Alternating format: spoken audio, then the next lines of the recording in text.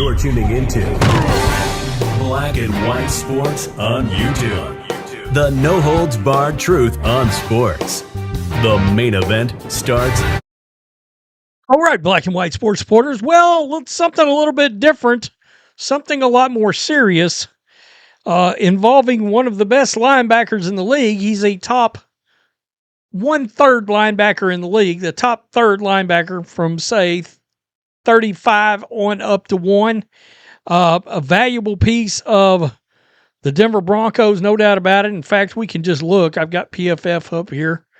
He's ranked as the 34th best linebacker in the league. And to give you an idea, I mean, Alex Singleton is right. Roquan Smith is right there. Nate Landman was all over the place last night for the Chargers.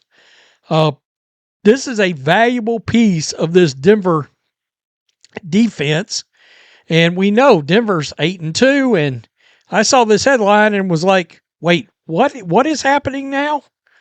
Are you serious? Broncos linebacker Alex Singleton had surgery for testicular cancer last Friday. In case you're wondering, they played last Thursday, and he played in that game. He's sort of a tackling machine. I mean, he's got 89 combined tackles, 1 sack, 36 total, 36 solo tackles, 53 assisted, 3 tackles for loss, and 2 QB hits. He is a full-blown starter. He started all 10 games. So let's get the specifics on this. Singleton announced on social media he had surgery after being diagnosed with testicular cancer. Let's just go over to his page. I shared this news with our team this morning. Wow. So he had testicular cancer surgery last Friday, and he talked to the team this morning. I'm grateful for everyone's support. Can't wait to get back on the field soon. Go Broncos. So let's see what this says. This morning I stood before our team as a lucky man. I shared with my teammates and coaches that I underwent successful surgery on Friday for testicular cancer after being diagnosed last week. Thankfully, we believe the cancer was caught early and a great prognosis for me and my family.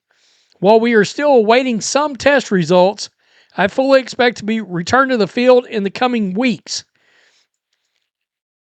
A little over 2 weeks ago, following a random test as part of the NFL's drug testing program, I received a notice that I had elevated levels of the hormone HCG in my system. Without a doubt, I knew how diligent I am with what goes into my body, that this was not from anything external I may have taken.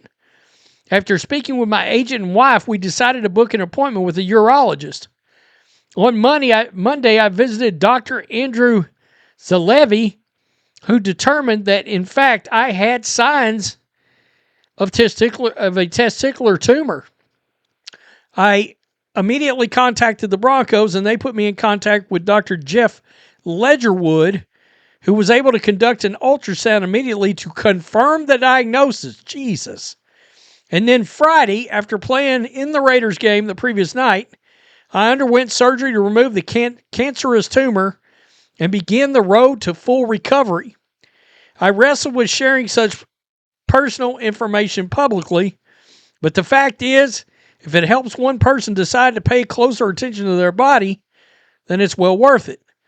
Early detection, regular screening save lives and can save loved ones a lot of grief. Heck, I have a wife, Sam, and daughter, Talon, along with an amazing family back in California. Not to mention, I'm part of a great organization here with the Broncos family. There are so many people I'd like to thank for their support and immediate action to help over these few weeks. It goes on to list a lot of people. Sean Payton, Vance Joseph among the people listed. George Patton, Greg and Kerry Penner, of course, ownership for the Broncos, and his wife Sam.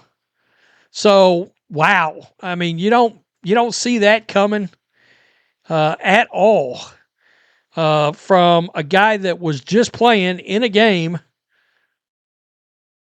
last Thursday. That's It's bonkers. So he got diagnosed on, it sounds like on Monday, played Thursday, surgery Friday. Wow.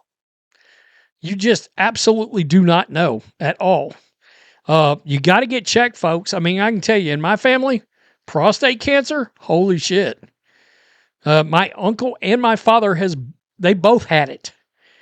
And it was a little later in life, although my uncle, I think he was early 60s, maybe, right around 60. My dad was around 70. But you can bet, I mean, I had older parents. My dad died 3 years ago at 91. And he had prostate cancer again when he died. I did not know that. It had come back, and in the days he was in the hospital 3 weeks before he passed, and me and my sisters found out the prostate cancer had come back. And when you're getting to be that old, they just don't even treat it, because it's for like what he had. It was so slow moving. I mean, he had bounced the cancer 21 years earlier. But you got to get checked. I can remember I had my first exam 32 years old because of my uncle and my dad. So I thought it was worth a video. I was like, wow, that is pretty astonishing. And it does not say, I noticed, nowhere in here did it say how long he's going to be out. And we know the strength of this Broncos team is their defense. All right. Bo Nix, he's put up some really great numbers. I just talked about this the other day, but for having 21 total touchdowns, he's been oddly inconsistent in games and at times not look good, and his yards per pass, etc., hasn't been great. And so they've relied a great deal on what's a really good defense. The Broncos are, because it's very clear, the Patriots, damn good team. All right. And then the Broncos are there. The Chargers are there. It's going to be interesting to see how this goes because nobody knows what to think of the Bills all of a sudden. They get smoked by the Dolphins, and the Chiefs, well, they're what, 5-4? And they just got beat by the Bills team that got beat by the Dolphins team. The AFC's freaking weird this year. The NFC, there's some jokers over there. I got to tell you. Tell me what you think, black and white sports supporters. I just thought this was interesting. Peace. I'm out. Till next time. Thanks for watching the show. Be sure to like, comment, and subscribe. Be sure to tune in next time on Black and White Sports.